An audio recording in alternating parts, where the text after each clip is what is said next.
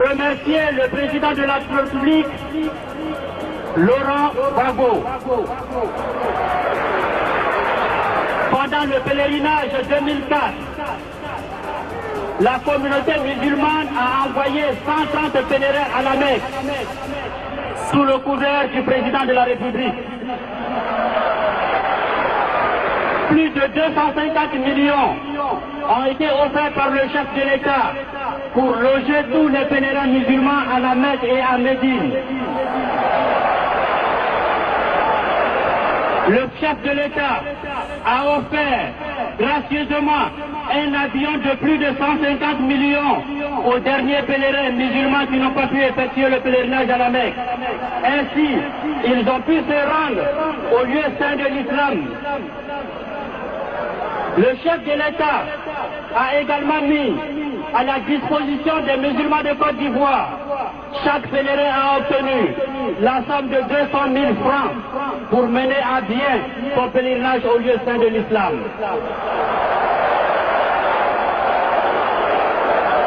Nous voulons remercier également tous les responsables de la communauté chrétienne. Les fidèles de la communauté chrétienne ont soutenu la communauté musulmane de Côte d'Ivoire lors de ce pèlerinage. Ils sont nombreux, les chefs musulmans, les chefs chrétiens, qui ont aidé par leurs relations, par leur argent, à ce que des fidèles musulmans effectuent le pèlerinage au lieu saint de l'islam. Cela démontre bien qu'entre la communauté musulmane et la communauté chrétienne en Côte d'Ivoire, tout se passe pour le mieux et que jamais des chefs musulmans étrangers, des chefs politiciens véreux ne pourront se mettre entre nous pour diviser la Côte d'Ivoire. Nous désavouons publiquement tous ceux qui ont pris les armes au nom d'une quelconque communauté musulmane. Nous ne sommes ni liés, ni de près, ni de loin à cette machination machiavélique. Les imams et les muezzins, exclusivement ivoiriens, ont reçu des responsables du Rassemblement démocratique des républicains, ces militants du RDR, ces hommes politiques, nous ont remis la somme de 60 millions pour que nous prenions la tête d'une campagne dénigreuse contre la communauté chrétienne de Côte d'Ivoire. Nous disons non, non, non.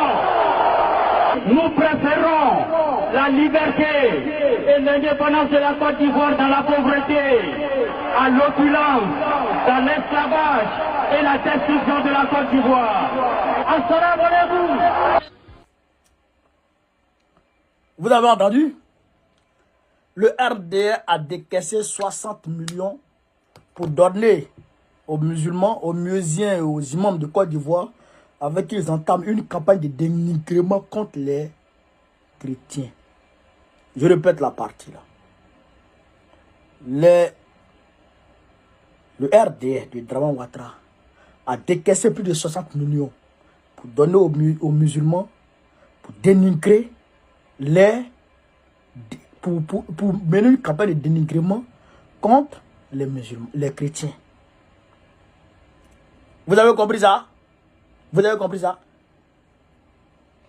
Gbagbo Laurent a décaissé, a envoyé gracieusement à la Mecque 130 pèlerins. Il a donné 200 millions et il a mis à la disposition des pèlerins encore un vol de 150 millions pour les envoyer à la Mecque. Gbagbo Laurent en 2004. Pour dire que Gbagbo a fait pour les musulmans. Pour dire que Gbagbo aime les musulmans. Pour dire que Gbagbo a toujours aimé les musulmans. Est-ce que vous comprenez ça? Pendant ce temps-là, on était en guerre. 2004, c'était la guerre. Les rebelles, à 99,99% musulmans, attaquaient Gbagbo. Mais Gbagbo aidait les musulmans. Gbagbo soutenait les musulmans. Est-ce que vous comprenez l'homme? Donc, allez-y dire à Imam Diakité, cet imam rebelle, cet imam RDR, cherchait des petites filles, cherchait des petits garçons, imam Woubi. Vous avez vu, afin le Woubi est passé là, vous l'avez vu parler dedans? Vous l'avez parlé dedans? Il ne parle pas dedans. Lui-même, il est Woubi. C'est ça qui est la vérité. Les imams comme ça. Là. Mais, les 60 millions de dénigrement, c'est vrai, à 100%. Puisqu'il y a une campagne de communication, il y a une série de communications du RDR qui a été mise en place. Et qui a commencé à faire de l'ex-breuf, du boucan, du Vuvuzela, du Prodada, autour de Draman Ouattara.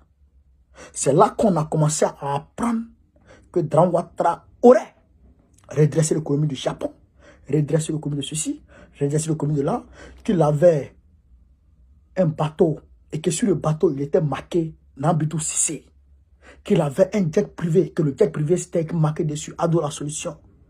Bon, Ado la solution, nous on a vu, mais que le jet privé lui appartenait. Tout ça, c'était faux. Et donc, il fallait aussi mener une campagne de dénigrement pour créer la guerre entre chrétiens et musulmans. C'est une machination savamment orchestrée.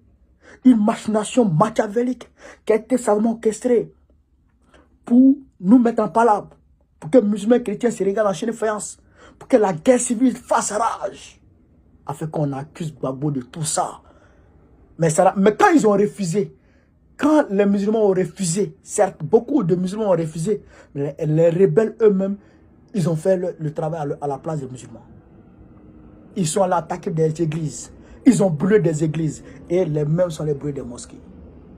Il y a eu un témoignage de la part d'un ancien légionnaire à travers l'émission de Isaac Kofi qui a dit que eux ils partaient à Bobo pour aller attaquer les musulmans d'Abobo et ils faisaient porter le chapeau aux gens de Gbagbo. Mais chers camarades, ne soyez pas étonnés.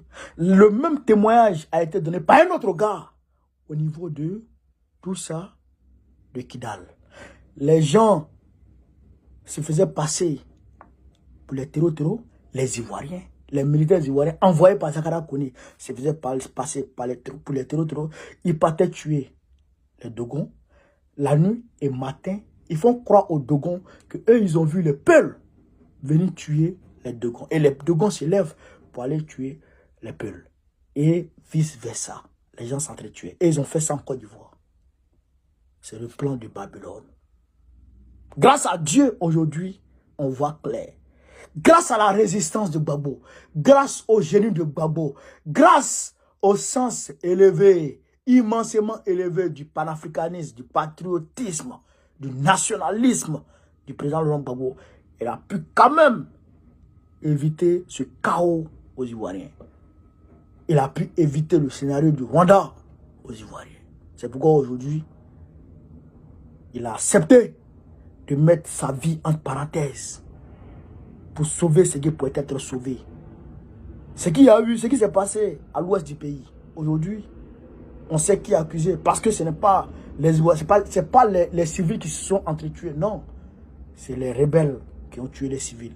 Et aujourd'hui, tout est documenté. On sait dans quel camp fouiller. Grâce au génie de Gbagbo. Grâce au génie de Gbagbo, on ne dira pas que c'est telle communauté ou qui a tué telle communauté. Non, non. On dira que c'est les rebelles de Ouattara. On dira que c'est l'armée française. On dira que c'est l'armée onusienne qui a tué les Ivoiriens. Grâce au génie de Gbagbo. Grâce à son sens élevé du patriotisme. Grâce à sa sagesse immense. Il a pu éviter ça à la Côte d'Ivoire. Ce chaos à la Côte d'Ivoire. Donc, voilà Gbagbo. Et voilà le plan machiavélique du RDR. Et ça, ils veulent rebisser ça en 2025. Vous n'allez pas réussir. Ça ne va pas arriver. Imam Diakité, attraqué. Laisse pour toi là. Personne ne se vengera de personne. Et d'ailleurs, même les Ivoiriens ne croient pas. Les Ivoiriens ne croient pas. On a fait la vidéo, on a publié la vidéo. Les Ivoiriens ont partagé, ils ont aimé la vidéo. En boucle, les commentaires, tous les commentaires sont en ta défaveur, Imam Diakité. Tous les commentaires. C'est ça qui est la vérité. Donc les Ivoiriens ont compris. Camarades peu d'Afrique, partagez cette vidéo, mettez-la partout à travers le monde. Vive l'Afrique libre, vive le panafricanisme, vive tous les présidents panafricains. Gbagbo, président Bekolo 2005, Inch'Allah. On est ensemble.